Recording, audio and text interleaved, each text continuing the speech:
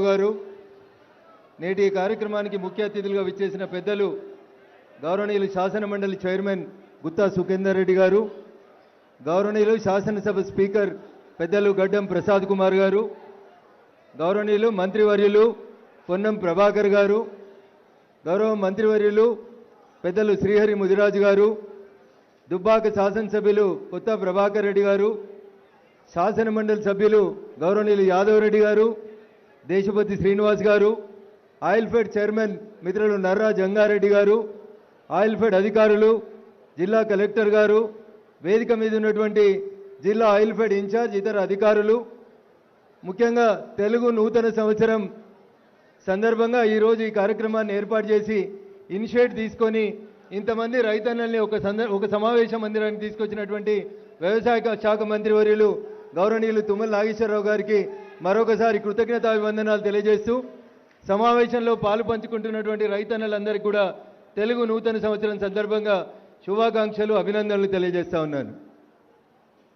ఇందాక దుబ్బాక శాసనసభ్యులు గారు మాట్లాడుతూ ఒక మాట అన్నారు, ఆయిల్ ఫెడ్ వేసేటువంటి లేదా ఆయిల్ ఫామ్ వేస్తున్నటువంటి రైతన్నలకి 4 సంవత్సరాలు పంట వచ్చేంత వరదాకా రైతుకి ఇబ్బంది కాకుండా ఉండడానికి అని చెప్పి భారత ప్రభుత్వం కానీ రాష్ట్ర ప్రభుత్వం కానీ ఏదైనా సాయం చేస్తే బాగుంటుందని భారత ప్రభుత్వం national mission for edible oil పేరిట పామ్ ఆయిల్ వేస్తున్నటువంటి ప్రతి రైతుకి ప్రతి సంవత్సరం 1 ఎకరాకి 4,200 రూపాయల్ని రెగ్యులర్గా ప్రతి రైతుకి ఇక్కడ ఆయిల్ ఫామ్ పండిస్తున్న ప్రతి రైతు ఖాతాలో రైతు విత్తనం కొనుగోలు చేసిన మరుక్షణం నుంచి పంట చేతికి వచ్చేంత వరదాకా ప్రతి సంవత్సరం ప్రతి ఎకరాకి 4,200 రూపాయల్ని రైతుల ఖాతాలో వేస్తుంది.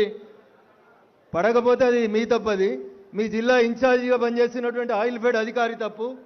ఆయిల్ ఫెడ్ అధికారి సిద్దిపేట ఇన్ఛార్జి గారు ఎవరైనా ఉంటే దయచేసి జిల్లా కలెక్టర్ గారు కొంతమంది రైతన్నలకి 4,200 రూపాయలు పర్ ఎకర్ రాలేదంట, ఆ వివరాలు సేకరించి 22వ తారీఖు రోజు ముఖ్యమంత్రి వచ్చేసరికి ప్రతి రైతుకి ఏ రోజు ఏ తారీఖున ఎన్ని డబ్బులు పడ్డాయనేది స్టేజ్ మీద మీరు చదివి చెప్పాల్సిందిగా నేను ఈ సందర్భంగా విజ్ఞప్తి చేస్తూ ఉన్నాను. ఎందుకంటే తెలంగాణలో ఆయిల్ ఫెడ్ అనేటువంటిది సంస్థ గత 5 సంవత్సరాల నుంచి చాలా గొప్పగా పనిచేసి డబ్బులు లేకుండా ఇబ్బందులలో ఉన్నటువంటి స్థితులలోంచి ఈరోజు సుమారు 200 కోట్ల రూపాయల్ని బ్యాంకులలో ఫిక్స్డ్ డిపాజిట్ నిధుల్ని పెట్టుకునేంత గొప్పగా ఆయిల్ ఫెడ్ సంస్థ ఎదిగింది.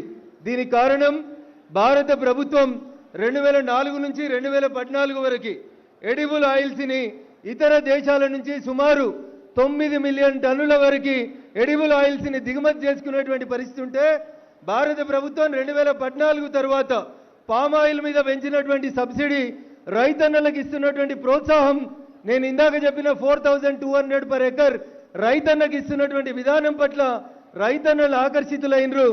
దేశం మొత్తం సుమారు 15 లక్షల ఎకరాల లోపల ఈ పంట సాగు అవుతా ఉంటే అందులోపల మన తెలంగాణ మిగతా రాష్ట్రాలతో పోటీపడి ఎక్కువ శాతం పామాయిల్ దిగుమతికి పామాయిల్ను పండించేటువంటి దిశగా అడుగులేస్తున్నందుకు తెలంగాణ రైతాంగానికి ఈ ఉగాది పర్వదినం సందర్భంగా నేను శుభాకాంక్షలు, అభినందనలు తెలియజేస్తా ఉన్నాను.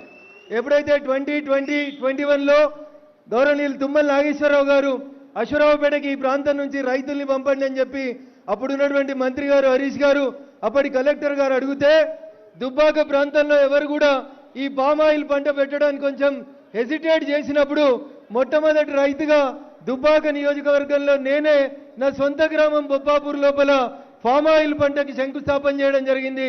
దాదాపు 3,000 ఎకరాలు సిద్దిపేట నియోజకవర్గం తర్వాత ఈరోజు సిద్దిపేట జిల్లాలో 3 నుంచి 3,500 ఎకరాల వరకు రైతులు పామాయిల్ పంట పండిస్తూ ఉన్నారంటే ఆ రోజు ఖమ్మంకి బస్సులు కట్టి అశ్వరావుపేటకు బస్సులు కట్టి రైతుల్ని తీసుకుపోయి పామాయిల్ గురించి పదే ఎక్స్ప్లెయిన్ చేయడం వల్ల ఈ ప్రాంతాల్లో ఉన్నటువంటి కోతుల బాధ తప్పించుకోవడానికో ఇతర అడవి పందులు లాంటి సమస్యల నుంచి బయటపడడానికో రైతన్నలు పామాయిల్ వైపు అడుగులు వేయడం జరిగింది.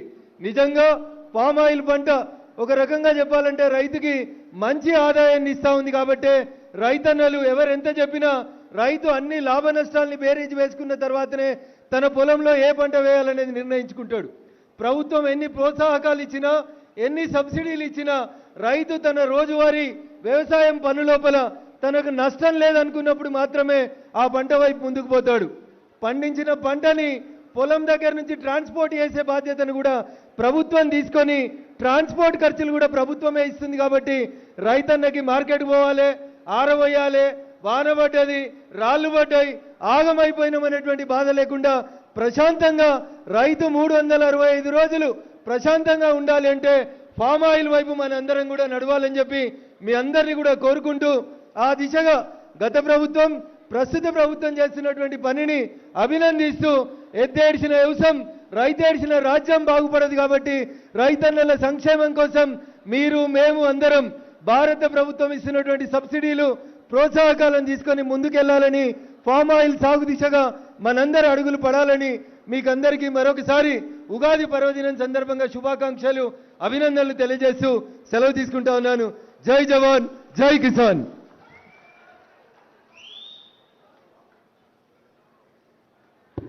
పెద్దలు పశుసంవర్ధక శాఖ మంత్రులు క్రీడా శాఖ మంత్రులు వాకిటి శ్రీహరి గారిని మాట్లాడాల్సి కోరుతాం.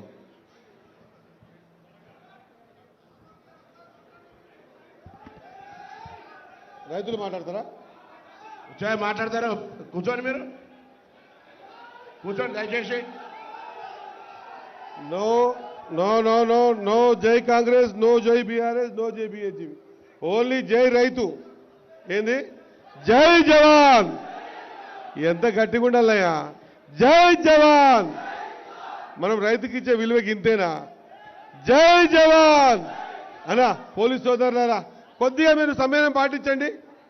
అందరం కూడా కూర్చోండి దయచేసి. అన్నా అన్నా అన్నా దయచేసి మీరు సమయం పాటించండి. మంత్రి గారు మాట్లాడతారు, కూర్చోండి ప్లీజ్. సోదరా, ఓ తమ్ముడు, మాట్లాడిపిస్తా, కూర్చో. కూర్చో. అరే మనకు అన్నం పెట్టే రైతు గురించి ఆలోచన చేయకపోతే బాబు. ఎస్ఐ గారు మీరు కొంత కమ్ బ్యాక్ సైడ్. పెద్దలు,